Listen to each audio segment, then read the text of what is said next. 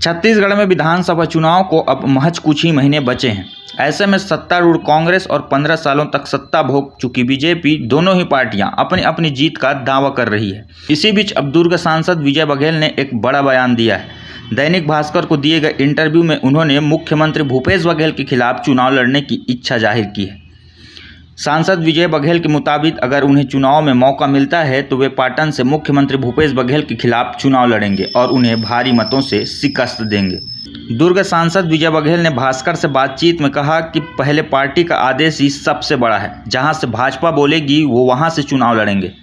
इस बार पाटन विधानसभा seat BJP की होगी। इसके लिए पार्टी जिस भी प्रत्याशी को खड़ा करेगी उसको वो जीत दिलाने के लिए काम करेंगे।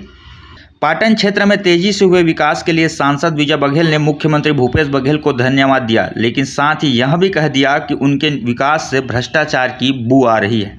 यहाँ जो सड़क चौड़ीकरण हो रहा है उसमें किसानों की जमीन गई है, लेकिन उन्हें अब तक पूरा मुआवजा नहीं मिला है।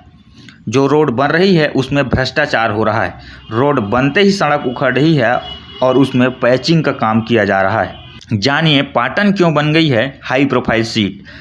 जब से मुख्यमंत्री भूपेश बघेल छत्तीसगढ़ के मुख्यमंत्री बने हैं तब से पाटन विधानसभा हाई प्रोफाइल सीट बन गई है। पाटन से सीएम का चुनाव लड़ना लगभग तय है। ऐसे में अब ये चर्चा करना लाजमी है कि उनके खिलाफ बीजेपी से कौन मैदान में उतरेगा, क्योंकि बीजेपी की ओर से पाटन विधानसभा सीट पर विजय बघेल ही ऐसे नेता हैं जो सीएम को टक्कर दे सकते हैं। लेकिन सांसद रहते पार्टी उन्हें विधानसभा का टिकट देगी, यह अभी तक साफ नहीं हो पाया है।